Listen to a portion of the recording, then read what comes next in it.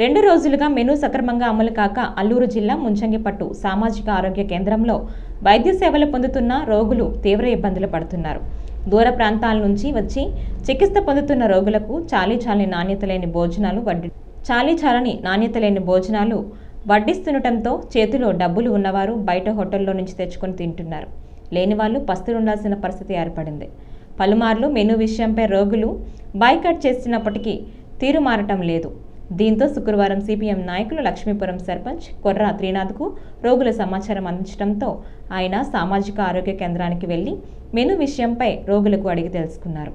అనంతరం ఆయన మీడియాతో మాట్లాడుతూ గతంలో అనేకసార్లు సామాజిక ఆరోగ్య కేంద్రంలో మెనూ సక్రమంగా అమలటం కావటం లేదని చెప్పినప్పటికీ తీరు మారటం లేదని ఆయన అన్నారు. గురువారం జిల్లా ఏరియా ఆసుపత్రి వైద్యాధికారి కృష్ణారావు మెనూపై తనిఖీలు నిర్వహించి వెళ్లి తర్వాత రాత్రి భోజనాలకు కూడా తీరు మారలేదని ఆయన అన్నారు. ఈ విషయంపై వైద్యాధికారిని గీతాంజలికి ఫిర్యాదు చేయడం జరిగిందని అన్నారు. ఈ విషయంపై వైద్యాధికారిని గీతాంజలిని వివరణ కోరగా జిల్లా వైద్యాధికారి కృష్ణారావు ఆదేశాల మేరకు సదరు కాంట్రాక్ట్ మెమో జారీ చేయడం జరిగిందని, గతంలో కూడా అనేకసార్లు హెచ్చరించినప్పటికీ వారు తీరు మారటం లేదని ఆమె అన్నారు.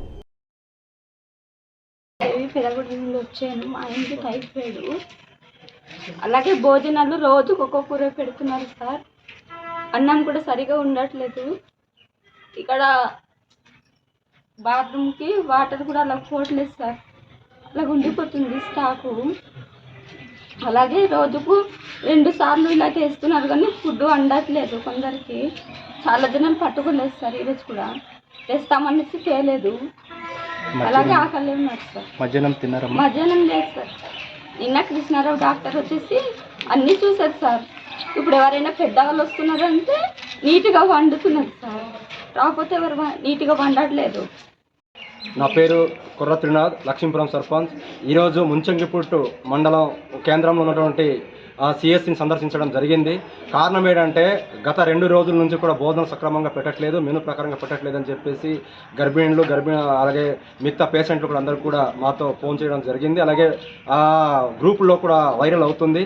కారణం ఏంటంటే నిన్న ఆల్రెడీ కృష్ణారావు గారు డాక్టర్ గారు వచ్చి ఇక్కడ విజిట్ చేసిన తర్వాత కూడా వాళ్ళకి కౌన్సిలింగ్ చేసిన తర్వాత కూడా మేనేజ్మెంట్కి కౌన్సిలింగ్ చేసిన తర్వాత కూడా ఆ పద్ధతి మారలేదు. ఇదే విషయం గత 6 నెలల క్రితం కూడా పిఓ గారి దృష్టికి నేను ఫోన్ ద్వారా తీసుకోవడం జరిగింది. అలాగే డాక్టర్ మేడం గారు కూడా రాతపూర్వకంగా పిఓ గారికి లెటర్ పెట్టడం జరిగింది. అయినా సరే ఆ మేనేజ్మెంట్ మార్పు జరగలేదు. వాళ్ళు పెట్టే మెనూలో వాళ్ళు మార్పు చేయడం జరగట్లేదు. కాబట్టి ఖచ్చితంగా ఏదైతే ఈరోజు ఈ అధికారులు ఏదైతే స్పందించాలి, ఖచ్చితంగా మెనూ ప్రకారంగా పెట్టాలి. రెండవది అందరికీ సరిపోయేటట్టు వాళ్ళు భోజనాలు పెట్టాలని చెప్పేసి సందర్భంగా మేము డిమాండ్ చేస్తున్నాం. అదేనండి, సిహెచ్ ముంచుపుట్టికి మాకు డైట్ కాంట్రాక్టర్గా మనీ ఉన్నారు. అయితే చాలా ప్రాబ్లమ్స్ అయితే ఇప్పటి నుంచి పేషెంట్స్ పడుతున్నారు. లైక్ ఫుడ్ ప్రాపర్గా పెట్టట్లేదని చాలా కంప్లైంట్స్ వచ్చాయి. ఇదివరకు కూడా మాకు కంప్లైంట్స్ చాలాసార్లు వచ్చింది. ప్రతి కంప్లైంట్ని మేము తీసుకోవడం జరిగింది. లాస్ట్ టైం ఇదే సేమ్ ప్రాబ్లం జరుగుతున్నప్పుడు మేము పిఓ దృష్టికి కూడా పెట్టడం జరిగింది, పిఓ సార్ దృష్టికి. అయినప్పటికీ ఆవిడ ఎన్నిసార్లు చెప్తున్నా వినట్లేదు. సో ఈసారి ఏమైందంటే మేము మా పై ఆఫీసర్ డీసీసీ సార్తో చెప్పడం జరిగింది. సార్ నిన్న వచ్చి సార్ దగ్గర నుండి పరిశీలించిన తర్వాత కూడా ఫుడ్ బాగాలేదని చెప్పి మెమో ఇష్యూ చేయమని చెప్పారు. సో ఈరోజు మేము మార్నింగ్ మెమోని ఇష్యూ చేసాము ఆవిడకి. ఫుడ్ ప్రాపర్గా పెట్టాలి, పెట్టకపోతే నెక్స్ట్ టైం యాక్షన్ ఉంటుంది.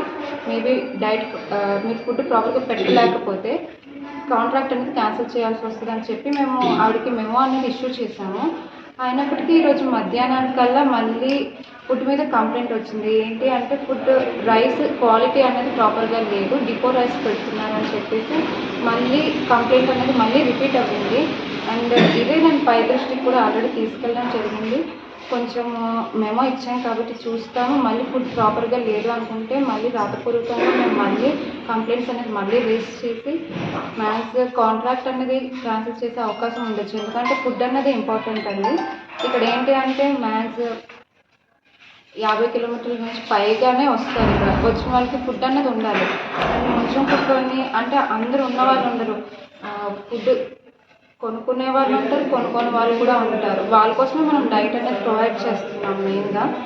వాళ్ళు ఇప్పుడు ఫుడ్ లేదు అనుకుంటే పస్తులతోనే పడుకోవాల్సి వస్తుంది. ఇది చాలాసార్లు గమనించి చెప్పడం జరిగింది. అయినప్పటికీ వాళ్ళు రెస్పాండ్ అవ్వట్లేదు. సో మేమైతే మేము ఇష్యూ చేసాము.